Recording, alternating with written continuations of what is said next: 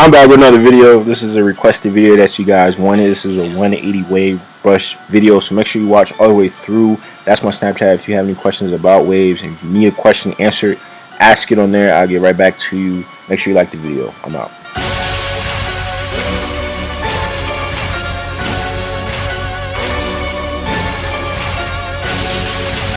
Alright, so this is basically a 180 wave video on brushes, like what brushes you should get, what brushes I use basically, and what brushes are not really good brushes.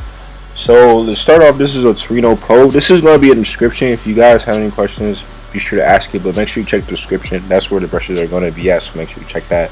But this is a Torino Pro hard brush.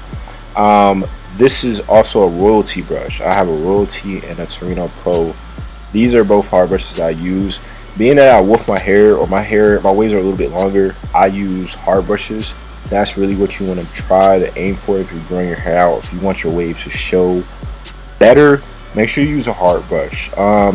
It also depends on what type of waver you are. Like if you're a coarse hair waver, if you're a straight hair waver, or if you're a medium hair waver. I'm more of a medium, so I use more medium brushes and hard brushes. If you are a straight hair waver, you're probably going to use more of a soft brush. And then if you're a coarse hair waver, you're going to use like medium and hard brushes. So it's up to you, like which texture of brush you want to use. So it just depends on what you like and what your preference is. But for me, I use mostly hard brushes and medium brushes, just because it pulls my hair. As you can see in the clip right here, it just pulls my hair a lot better, and I have a lot easier time getting my waves to connect with a hard brush than a soft brush. So I highly recommend you try either a Torino Pro or a Royalty, just because they tend to last a lot longer, especially if you're doing shower brushing. The Torino Pro Royalty hold up pretty nicely. I had them for a minute, so I kind of understand like the quality of them. And make sure you check the link in the descriptions. I'm gonna have like Torino Pros and all the brushes in there, so make sure you buy it if you need one. Another thing is with these brushes too is that they are longer. This brush that I'm showing here is something that you don't want to get, just because it's a lot shorter. Shorter brushes like this is going to cause forks. You're going to get even more forks, even if you brush correctly, because it doesn't cover the whole like surface area of your hair. It's going to cause forks, so you're going to have breaks, and it's not going to give you a ring type pattern, like a perfect pattern. So I suggest you upgrade a brush. If you see this brush, pretty much just do not look at it, look away from it, try another brush. This is just not the one you want. And it's smaller. You want a longer brush. Make sure you get wave brush. If you have questions of what a wave brush looks like, it's the Torino Pro, pretty much longer one, and it's going to show you pictures of a longer brush, so that way it helps with connections. I made this mistake of getting this brush, and it ruined so much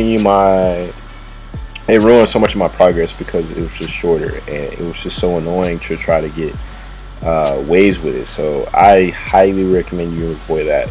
And this brush right here is a palm brush. This is a simple brush. It's probably like maybe $3 cheaper brush. It's a soft brush. If you're starting out, like if you're trying to get 180 waves and you don't see progress yet, I don't suggest you try a palm brush, because you're going to create more forks for yourself when you use a palm brush too early and you don't know how to use it. So I suggest you kind of stay away from those two brushes right here, just because they're going to confuse you. You're not going to know when to use them, and then you're going to get forks, and you're going to have to look at videos on how to get rid of forks. So just make sure you use a wave brush, and that's basically like a longer brush, so it's going to cover more of your head. So just kind of stay away from the smaller brushes if you're just starting out. I pretty much stay away from all the smaller brushes in general.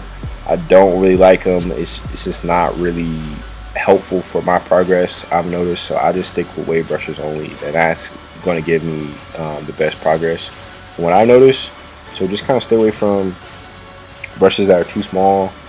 It creates too many forks. It's such a headache. And then if you're working on your crown, like if you're brushing the back of your head, it makes it even worse, because you can't see and you're creating more forks. So you have to get all those forks out, and you're going to be creating forks as well. So just kind of keep that in mind. Stay away from small brushes. I know you guys do have those brushes because I get sent those pictures. So make sure you get a wave brush specifically. That's a longer brush, and you are going to be extremely happy if you try that. So just get a longer brush. Stay away from that. And yeah, that's pretty much the end of the video. That's pretty much the brushes that I've seen that are pretty much common brushes that I have.